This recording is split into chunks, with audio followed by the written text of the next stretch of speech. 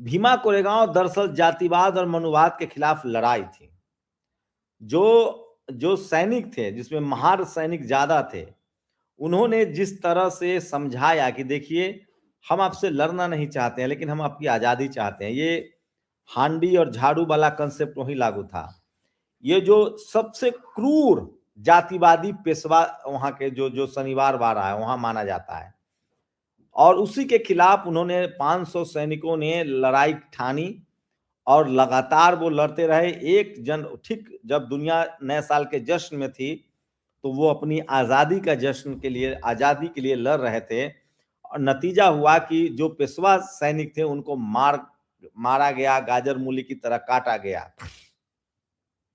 ये अंग्रेजों की बचाने की लड़ाई नहीं थी। अंग्रेजों ने तो कह दिया था कि इस लड़ाई में आप लड़िए या नहीं लड़िए, हमको कोई मतलब नहीं है, क्योंकि अंग्रेजों को लगता था कि ये 56,000 सैनिक हैं, हमारे पास सिर्फ 500 सैनिक हैं, उसमें मराठा भी थे, महार भी थे। और उसके बाद ये लड़ाई हुई, और इस लड़ाई में 500 महार जो नैतिक रूप से मजबूत थे वो इस लड़ाई को जीतते हैं।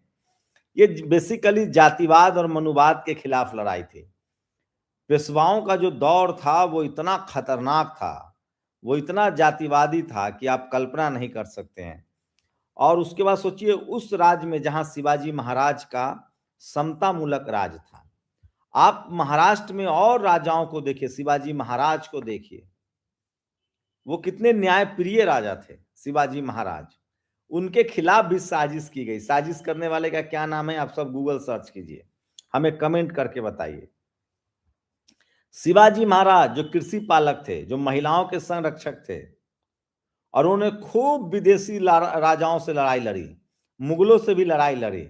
लेकिन सोचिए, शिवाजी महाराज के वंशज संभाजी महाराज की किस तरह से साजिश करके हत्या हुई। उनकी समाधि भी भीमा कोरेगांव नदी के बगल में है, और गणपत महार ऐसे तमाम लोगों ने हिम्मत दिखाई, और उनसे भी साजिश हुई, और उनके टुकड़े टुकड़े काटे गए। जिस तरह से संभाजी महाराज को काटा गया, उससे साफ था कि इसमें कोई बड़ी कॉन्स्पिरेसी थी, और उनके मारने का जो तरीका था वो पेशवाओं के मारने से मिलता जुलता था। तो बहुत जघन्य तरीके से उनको मारा गया। कुछ लोग इतिहासकार कहते हैं कि उनको मुगलों ने मारा, कुछ कहते हैं कि उनकी मुखबिरी की गई। लेकिन एक बड़ा सवाल है जो दिलीप मंडल हमेशा उठाते रहे हैं, कि अगर मराठाओं की सत्ता मुगल छीनते तो मुगल राजा होते, लेकिन जब मराठाओं की, शिवाजी महाराज की सत्ता गई, संभाजी महाराज की सत्ता गई, तो पेशवा की सत्ता कैसे आ गई? यह बड़ा सवाल है। इसका मतलब या तो मुगलों ने जीतकर पेशवाओं को दिया, तो पेशवा को क्यों दिया? क्योंकि पेशवा उनसे मिली भगत रखे हुए थे।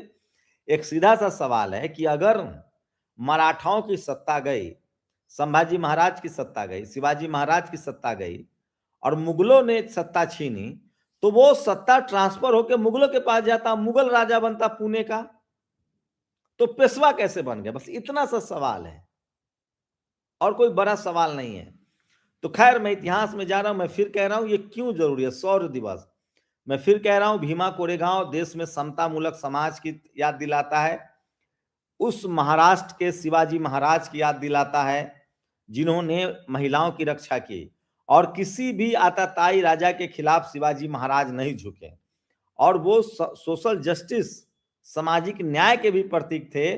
और इतना ही नहीं, शिवाजी महाराज ने हिंदू मुस्लिम के भेद को भी मिटाया। उनके लिए बहुत सारे ऐसे मुस्लिम सेनापति थे या सैनिक थे जो जान न्यौछावर करते थे। तो संभाजी महाराज की हत्या की गई, वहां उनके शवों को टुकड़े टुकड़े किया गया, वहीं पर उनका भी समाधि है, वहां भी लोग जाते हैं। उसके बाद सोचिए, शिवाजी महाराज की समाधि किसने खोजी? उसी महाराष्ट्र के राष्ट्रपिता ज्योतिबा फूले ने। ज्योतिबा फूले ने शिवाजी महाराज की समाधि खोजी और उनकी जयंती मनाना शुरू किया,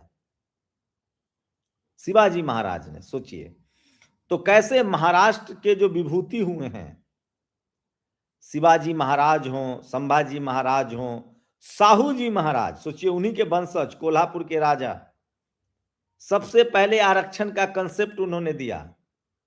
उसके बाद ज्योतिबा फूले, माता सावित्रीबाई फूले, तमाम महापुरुष महाराष्ट्र की धरती से आए हैं, जिन्होंने जातिवाद के खिलाफ और समता मूलक समाज की लड़ाई लड़ी।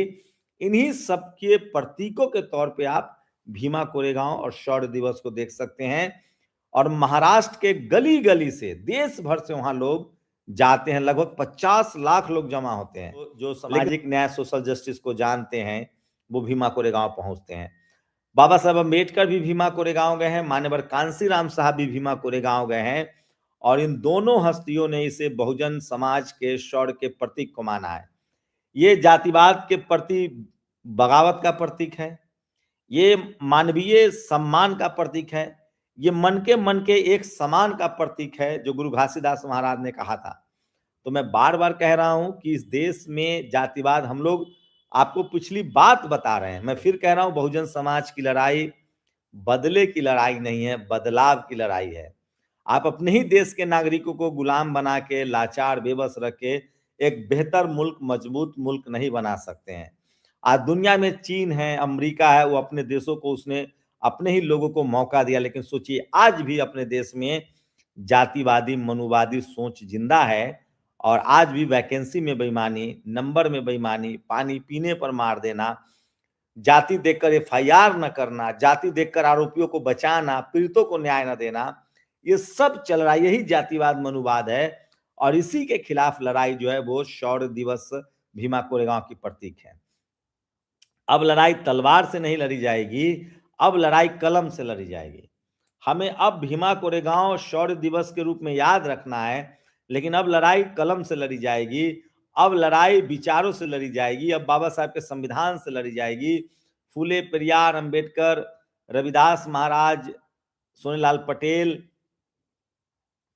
राम स्वरूप वर्मा, महामना राम स्वरूप वर्मा, इन सब के विचार से, जगदेव बाबू कर्पूरी ठाकुर के विचारों से लड़ी जाएगी। फिर क्या था, एक एक महार सिपाही 100-100 पेशवाओं के ऊपर भारी पड़ रहे थे, और देखते ही देखते 500 महार सैनिकों ने 28,000 पेशवाओं को बुरी तरह से धूल चटा दी, और शाम तक जो भी बचे कुचे पेशवा थे उन्होंने सरेंडर कर दिया। भीमा कोरेगांव में कहा कि वो शस्त्र नहीं पकड़ सकते, और 500 महारों को जब शस्त्र पकड़ाया तो पेशवाओं की सेना के छक्के छुड़ा दिए। हमारी काबिलियत और हुनर तुमने रोका था, हमारे अंदर पूरी काबिलियत है।